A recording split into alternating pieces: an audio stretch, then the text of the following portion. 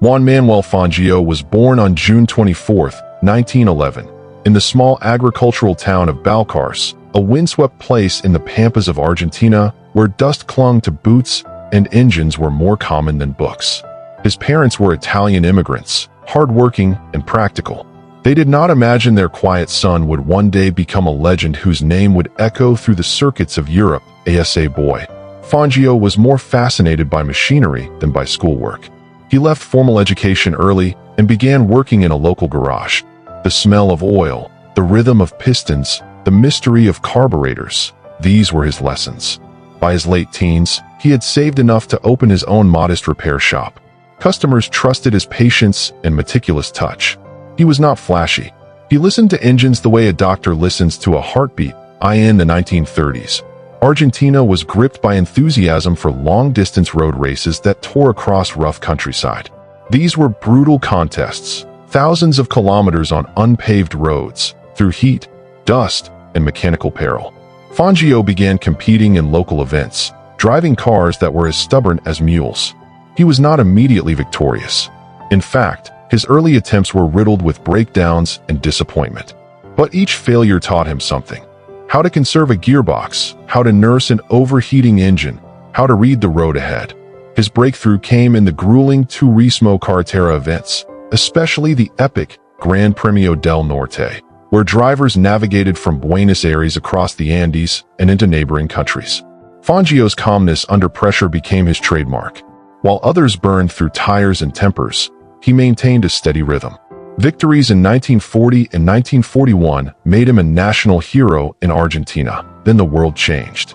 The Second World War halted international racing. For Fangio, these years were a period of waiting. He continued racing domestically when possible, but Europe, the heart of Grand Prix racing, remained distant. By the late 1940s, as peace returned, Argentina's president, Juan Perón, saw motorsport as a symbol of national pride. Government support allowed Fangio and other Argentine drivers to compete in Europe. For Fangio, now nearing 40, an age when many drivers were retiring, the opportunity finally arrived. In 1949, he traveled to Europe and stunned established teams with his speed and mechanical sympathy. He drove for Alfa Romeo, whose pre-war racing pedigree was legendary. When the inaugural Formula One World Championship was announced for 1950, Fangio was ready. The first official season culminated at Formula One World Championship. Fangio won multiple races, but mechanical failures cost him crucial points. The championship slipped through his fingers to teammate Giuseppe Farina. For Fangio, it was a bitter lesson. In Grand Prix racing, speed alone was not enough. Reliability was destiny. In 1951, he returned with renewed focus. Again driving for Alfa Romeo, Fangio balanced aggression with preservation. His duels with Ferrari drivers electrified Europe. At the decisive Spanish Grand Prix, tire strategy became critical. Fangio's choice proved correct. He controlled the race and secured his first world championship. At 40 years old, he was crowned the best driver in the world. Retirement rumors followed when Alfa Romeo withdrew from racing. But Fangio was far from finished. In 1953, he joined Maserati. The car was fast but fragile. A serious accident at Monza left him injured with a broken neck. For months he lay in recovery, uncertain whether he would race again. Many assumed his career was over, yet Fangio possessed extraordinary resilience. He returned in 1954, signing first with Maserati before moving mid-season to Mercedes-Benz, which had re-entered Grand Prix racing with advanced engineering. The silver cars were unlike anything else on the grid, streamlined, powerful, and innovative. Fangio adapted quickly, winning the championship that year with measured dominance. The 1955 season was darker. Motorsport was dangerous in that era. Drivers raced without seatbelts, tracks were lined with hay bales, and fatalities were tragically common. At the 24 Hours of Le Mans, disaster struck when a crash killed more than 80 spectators. The tragedy cast a shadow over racing. Mercedes withdrew from motorsport at season's end despite Fangio securing another championship. He now had 3 titles. By 1956, Fangio moved to Ferrari, the passionate Italian team led by Enzo Ferrari. The atmosphere was intense, political, and competitive. Younger drivers were emerging, hungry and fearless. Yet Fangio's intelligence set him apart. At the Italian Grand Prix, a mechanical issue threatened his title bid. In an extraordinary gesture of sportsmanship, teammate Peter Collins handed over his car, sacrificing his own chances. Fangio went on to clinch his fourth world championship. The paddock respected him not just for speed, but for dignity. His masterpiece came in 1957, once again with Maserati. That year, at the Nürburgring in Germany, he delivered what many consider the greatest drive in Formula One history. After a slow pit stop dropped him far behind the Ferraris, Fangio unleashed a relentless pursuit. Lap after lap, he shattered the lap record on the daunting Nordschleife circuit. With only a few laps remaining, he caught and passed both Ferraris, reclaiming the lead in a breathtaking display of precision and courage. The crowd stood in awe. He secured his fifth world championship, an unprecedented achievement. His rivals were younger, including talented British drivers who represented a new era of lightweight cars and rear-engine designs. Fangio, however, chose his moment wisely.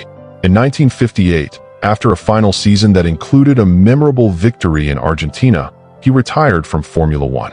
He was 47. Statistics told part of the story. 5 world championships, 1951, 1954, 1955, 1956, 1957. A win rate that remained unmatched for decades. But numbers could not capture his style.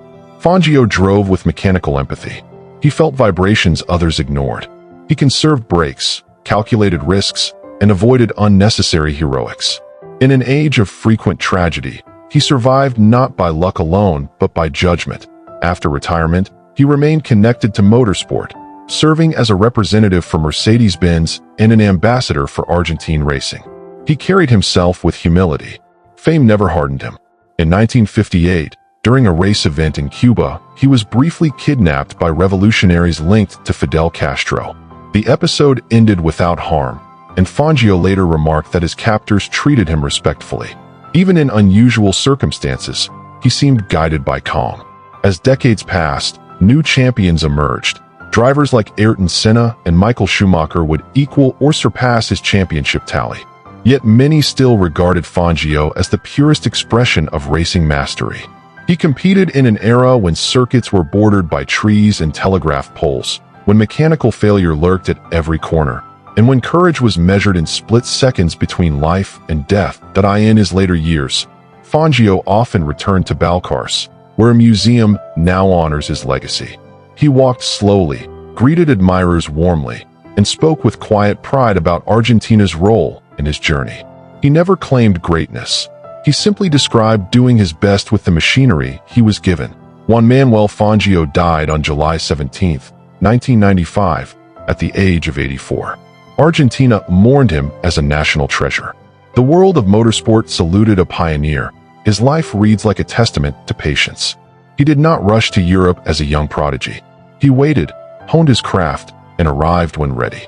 He did not overpower his cars. He collaborated with them. He did not chase reckless glory. He calculated his moves. In the roar of engines and the blur of speed, Fangio found clarity. He once said that to drive fast, one must drive smoothly. That philosophy extended beyond racing.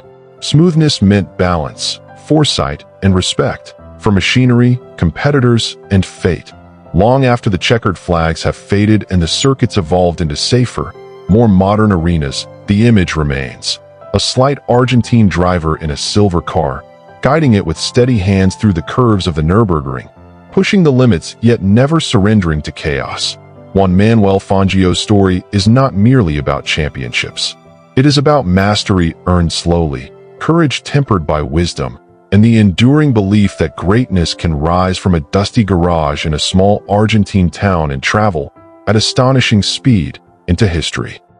Maurice Rocket Richard was born on August 4, 1921, in the working-class neighborhood of Bordeaux in Montreal.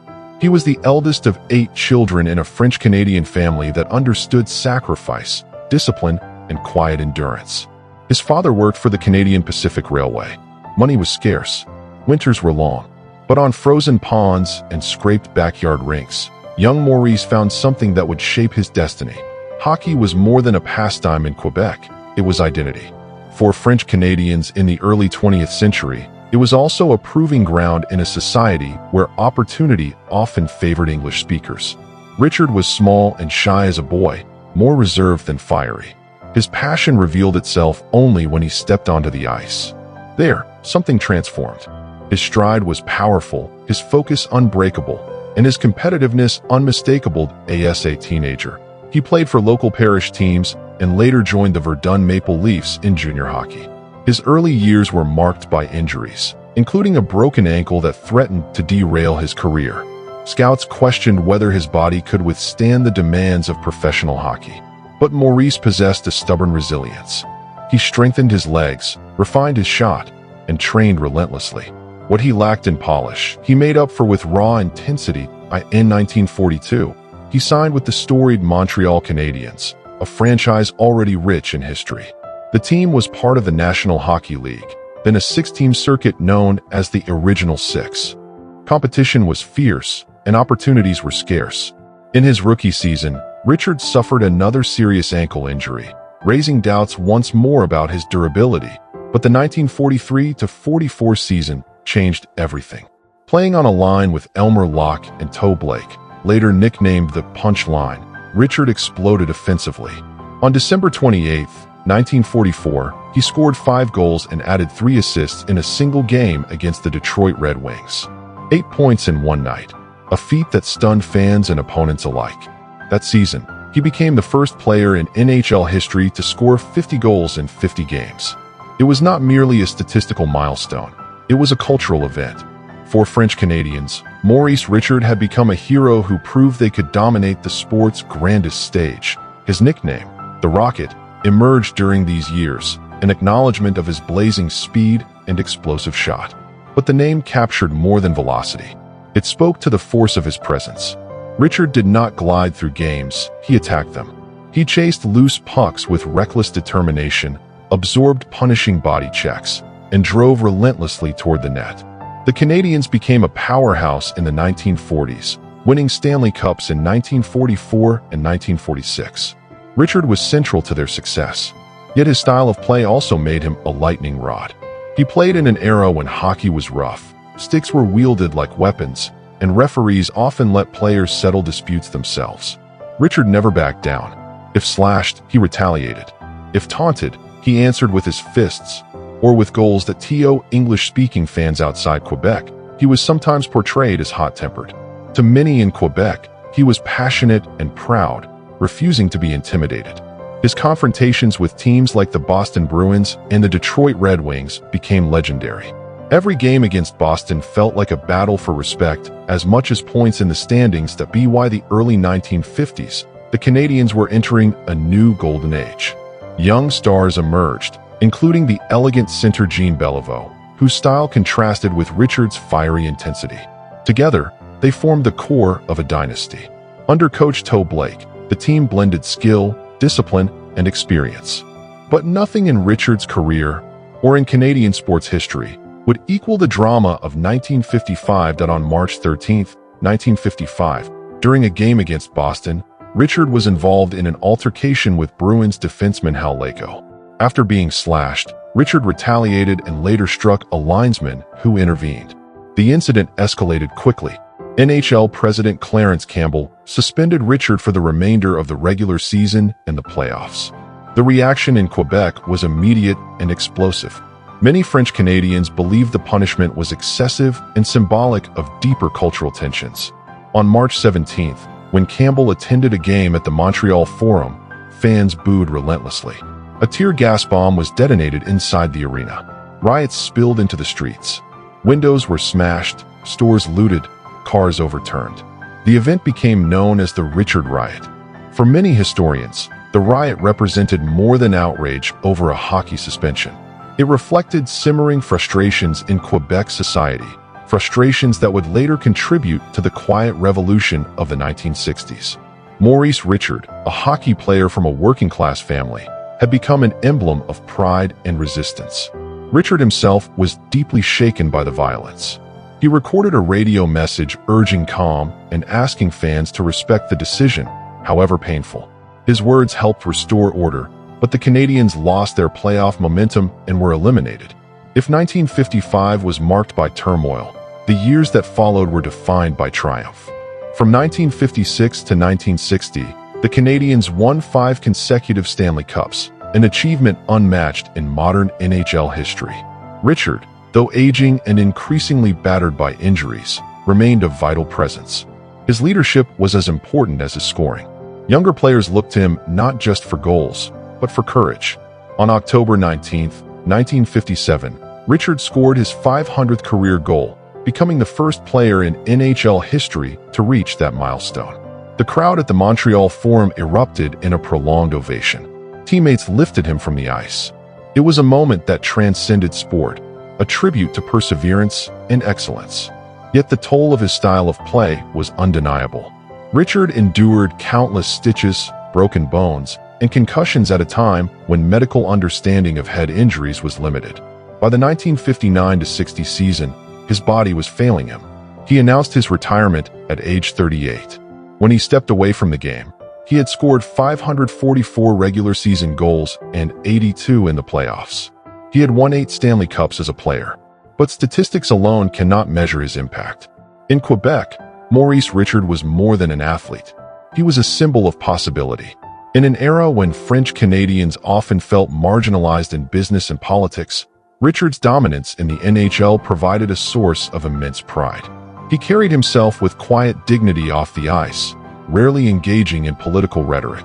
Yet his very existence at the top of the sport spoke volumes.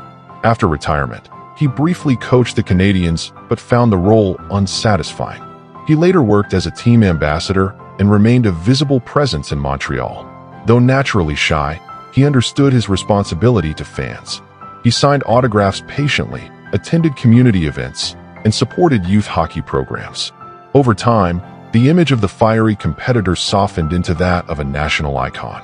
In 1998, he was appointed a Companion of the Order of Canada. Statues were erected in his honor.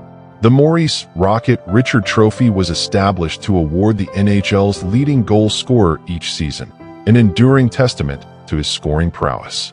When he died on May 27, 2000, at age 78, the outpouring of grief was extraordinary. His funeral at Montreal's Notre Dame Basilica drew thousands. Millions watched on television. Streets fell silent as citizens lined up for hours to pay their respects. Political leaders, former teammates, and fans alike spoke of his courage and inspiration. Jean Beliveau once said that Richard taught a generation how to win, but he also taught them how to stand tall. Maurice "Rocket" Richard's story is not simply about goals or championships.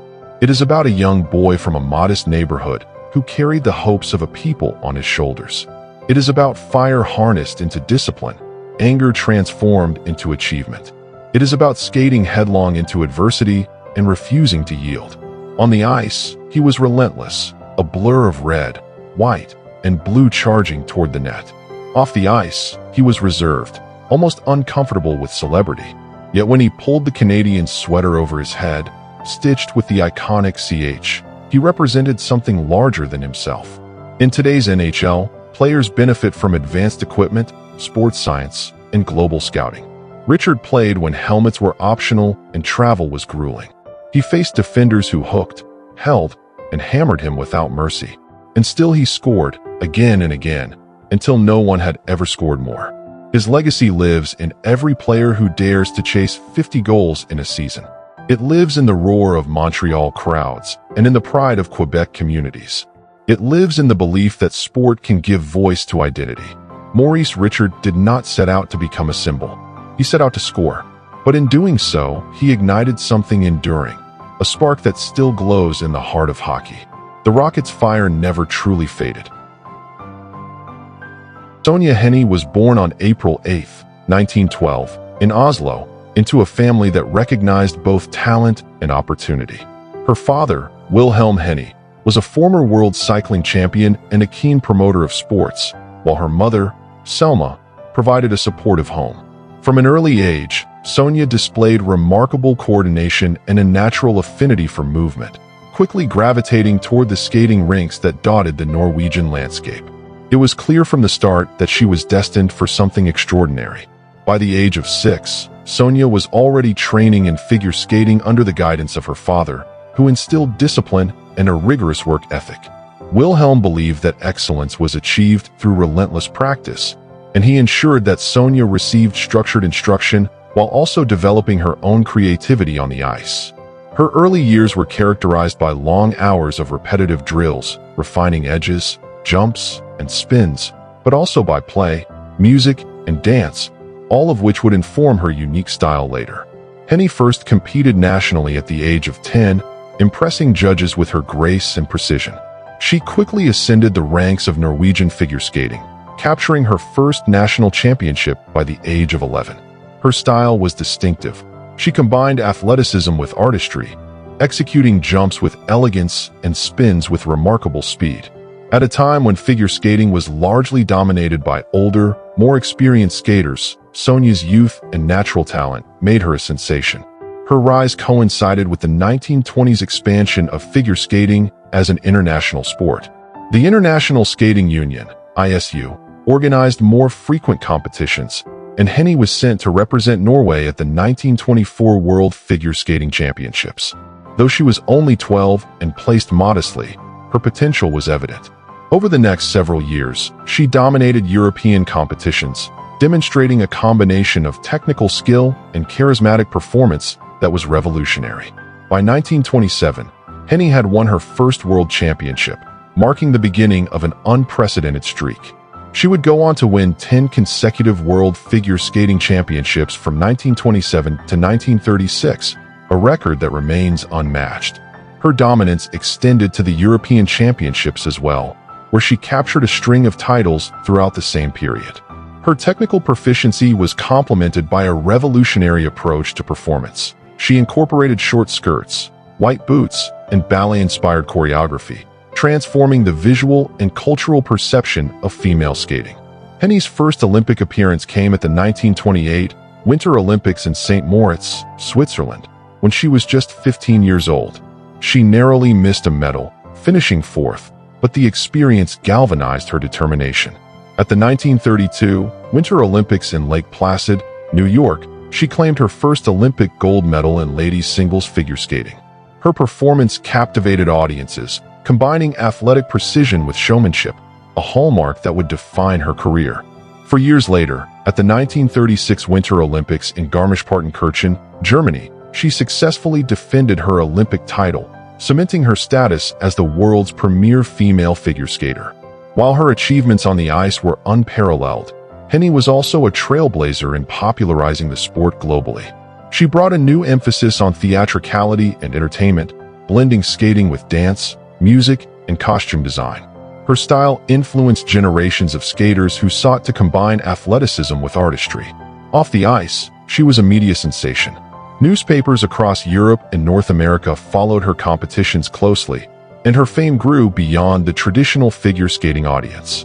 In the mid-1930s, Henie transitioned from competitive skating to professional performance, seeing opportunities in the United States for both financial security and international recognition. She signed contracts for ice shows, including the Ice Capita, and toured extensively, performing for sold-out audiences in arenas and theaters. Her shows were lavish productions, combining intricate skating routines with elaborate costumes, lighting, and musical accompaniment. She elevated ice shows from simple exhibitions to fully choreographed entertainment spectacles. Henie's influence extended into Hollywood, where her popularity caught the attention of film producers. In 1937, she made her cinematic debut in One in a Million, followed by a string of successful films such as Thin Ice, 1937, Sun Valley Serenade, 1941, and It's a Pleasure, 1945. Her films showcased her skating talents while also portraying her as a glamorous, sophisticated star. She became one of the highest-paid actresses of her time, earning contracts that rivaled other Hollywood icons. Her ability to merge sport and cinema was unprecedented, making her a global cultural phenomenon. Despite her fame and fortune, Henie remained connected to her Norwegian roots. She maintained strong ties to family and country, often returning to Norway for national celebrations and sporting events. She used her prominence to support figure skating in Norway and to encourage young athletes, understanding that her success could inspire future generations. Henie's career also coincided with significant historical events. She performed and toured extensively during the tumultuous years leading up to and during World War II. Her status as a Norwegian and international celebrity allowed her to navigate complex political environments, maintain her career, and continue to bring entertainment to audiences worldwide, even in uncertain times. After retiring from competitive skating, Henie continued to perform professionally, opening her own ice shows and managing tours that featured young skaters she mentored. Her productions set the standard for professional figure skating shows, combining choreography, costume design, and theatrical staging in ways that remain influential today. In her later years, Henie turned to business and fashion, leveraging her fame to establish endorsements, clothing lines, and promotional ventures. She lived primarily in the United States, but maintained residences in Europe, traveling frequently. Despite her glamorous public image, she was known privately as disciplined, intelligent, and deeply committed to her craft. Sonja Henie passed away on October 12, 1969, at the age of 57 in Oslo, Norway. Her legacy is enduring, encompassing both competitive excellence and cultural transformation. She remains the only figure skater to have won 3 Olympic gold medals, 10 world championships, and 6 European championships.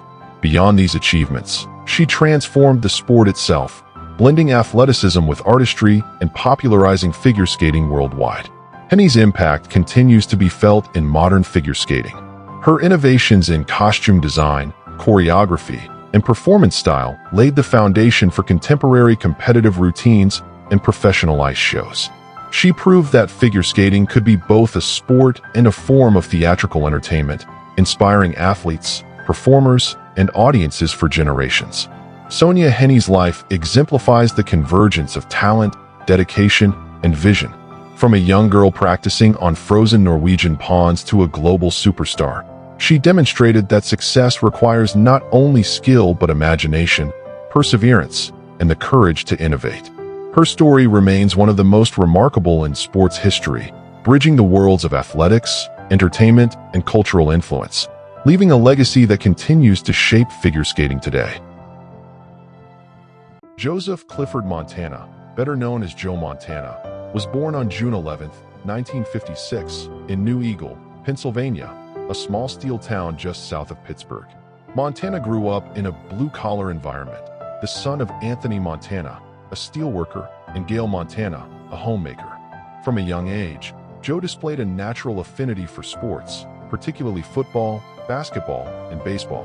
While his father emphasized discipline and hard work, his mother encouraged his love for athletics, supporting his early ambitions. Montana attended Ringgold High School, where he began to develop his skills as a quarterback. Though not the tallest or most physically imposing player, he stood 6 feet 2 inches and weighed just 190 pounds as a teenager. Montana's intelligence, accuracy, and poise on the field set him apart.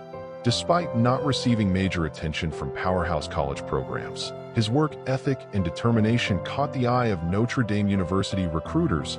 In 1974, Montana enrolled at Notre Dame, one of the most prestigious football programs in the country. Initially, he saw limited playing time, competing with established starters and adjusting to the speed and complexity of college football. However, Montana's persistence paid off. By his junior year, he became the starting quarterback, demonstrating a rare combination of calm under pressure and precise passing ability.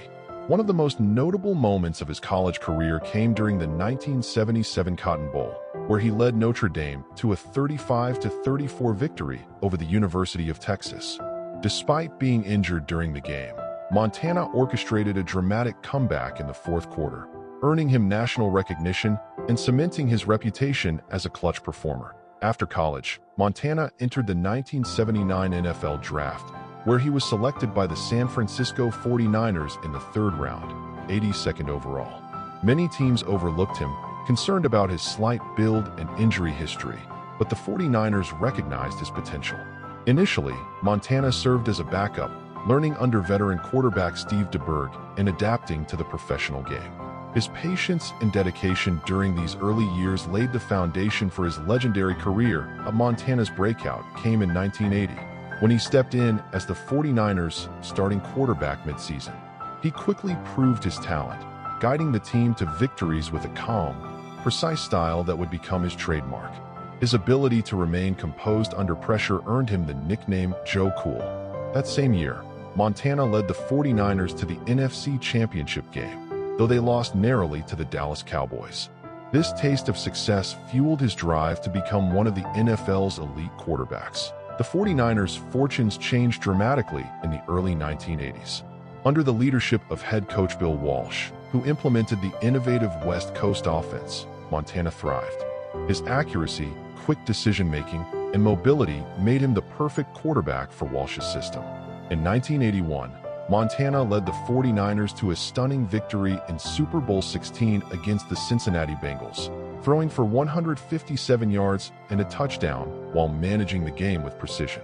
This marked the beginning of a dynasty that would dominate the decade. Montana's career was defined by his performances in the biggest moments. In Super Bowl XIX, 1985, he led the 49ers to a victory over the Miami Dolphins, earning his second Super Bowl MVP award.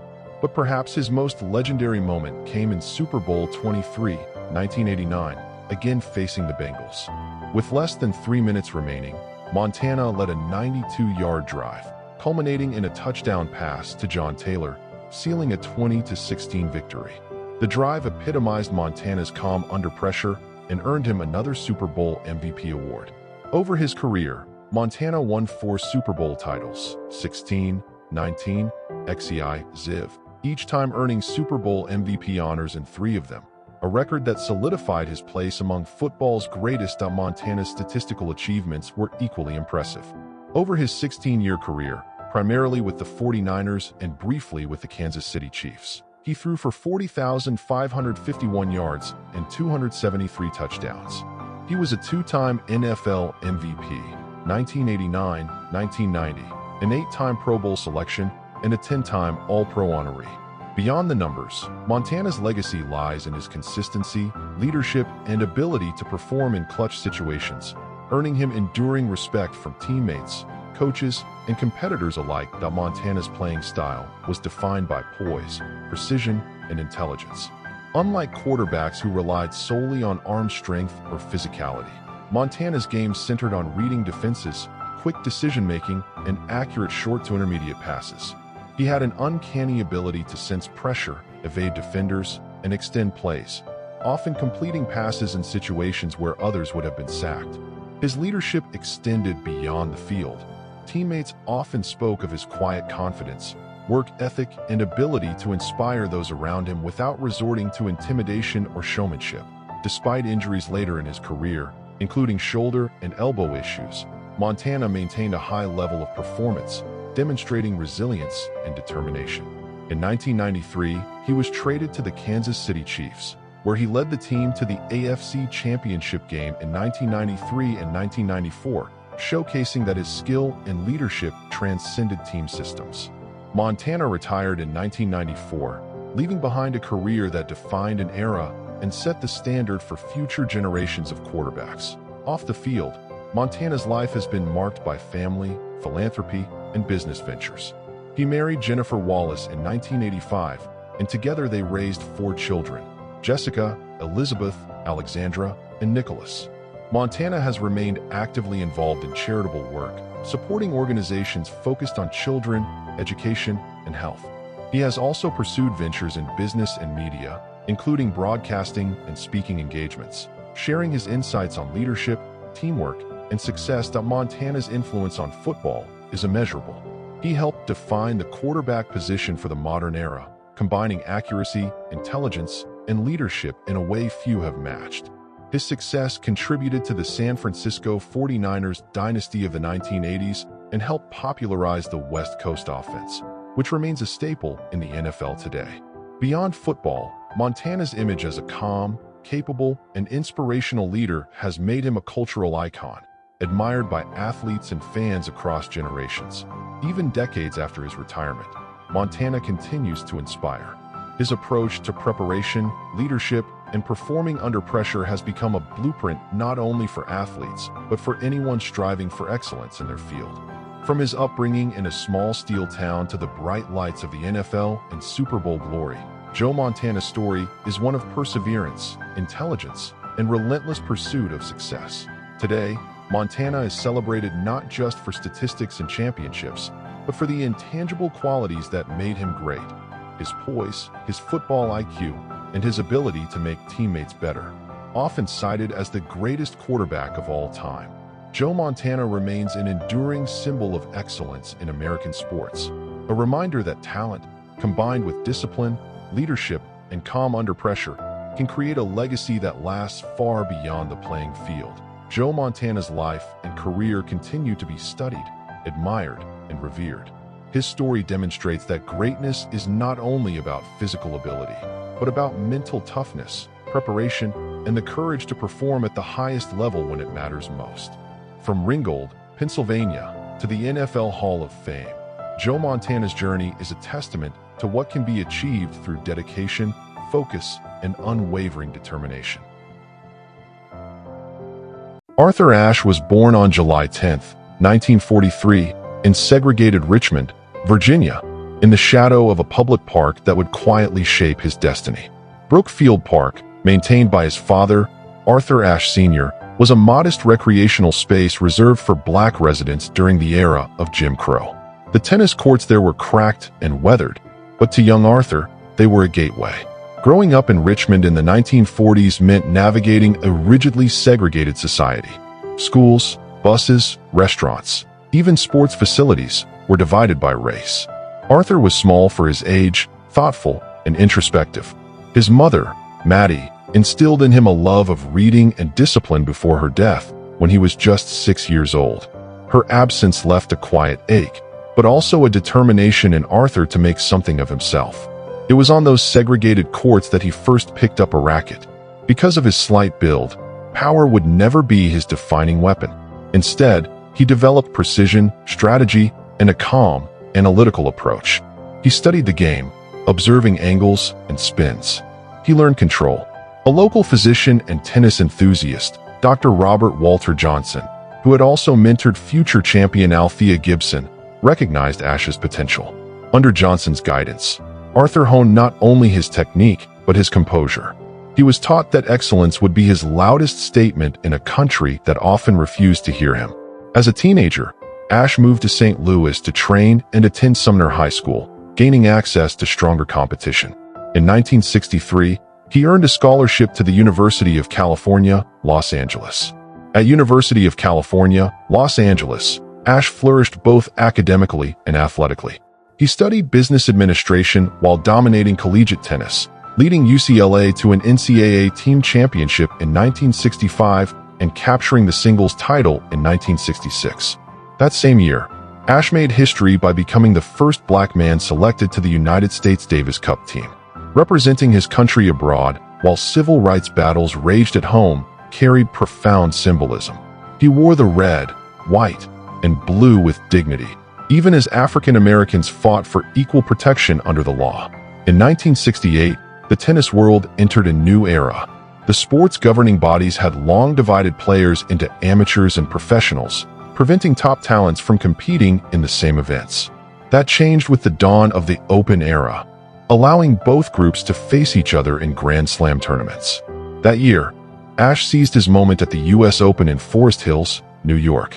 Competing as an amateur, he defeated Dutchman Tom O'Kerr in the final to win the championship. He became the first black man to win a Grand Slam singles title.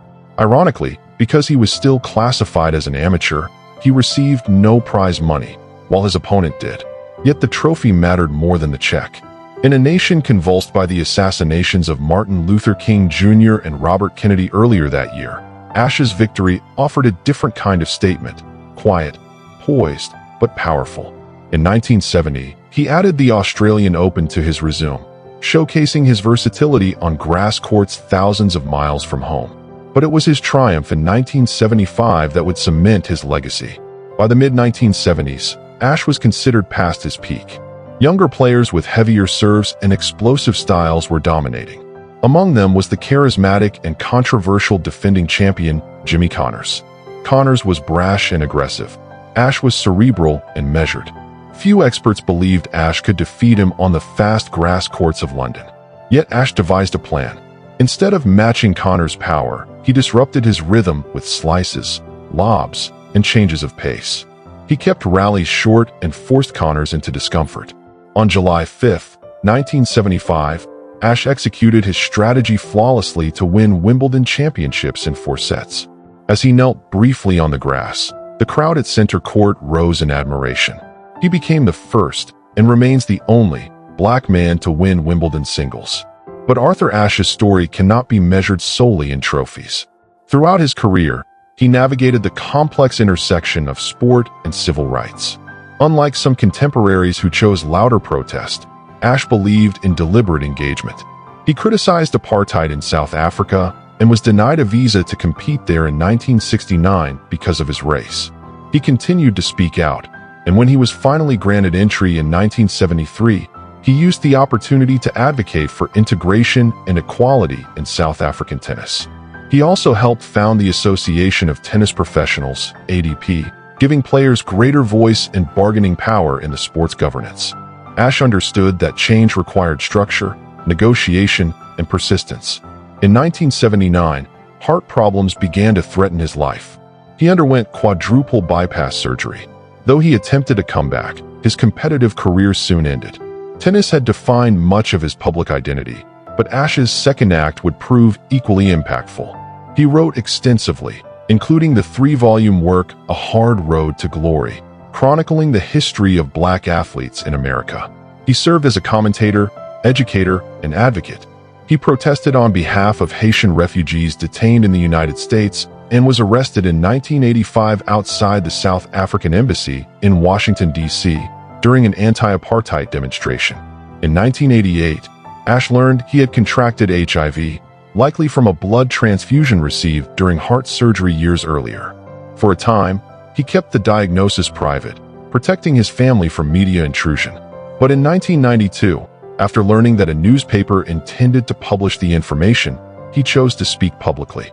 With characteristic composure, he announced his illness and established the Arthur Ashe Foundation for the Defeat of AIDS. He sought to combat stigma and promote education at a time when fear and misinformation about HIV/AIDS were widespread. Once again, Ashe faced adversity not with anger, but with purpose. His health declined steadily. On February 6, 1993, Arthur Ashe died in New York City at the age of 49. Tributes poured in from around the world. Presidents, athletes, activists, and ordinary fans mourned not just a champion, but a man of conscience. In 1997, the main stadium at the U.S. Open was named Arthur Ashe Stadium in his honor, the largest tennis-specific stadium in the world. Each summer, as players walk onto its court, they step into a space bearing the name of a man who expanded the meaning of victory. Arthur Ashe's legacy endures because he understood something fundamental. Sport is both game and stage. On the court, he was elegant, strategic, and disciplined. Off the court, he was thoughtful, principled, and courageous. He resisted injustice without surrendering to bitterness. He carried himself with a quiet confidence that challenged stereotypes and broadened horizons. He once wrote, "Success is a journey, not a destination." For Ashe, that journey began on segregated courts in Richmond and traveled through the grand arenas of the world. It moved from championship trophies to humanitarian causes, from the roar of Wimbledon crowds to hospital rooms where he spoke gently about hope. He did not rely on thunderous declarations. Instead, he believed that dignity itself could be revolutionary. Arthur Ashe changed tennis. He changed perceptions.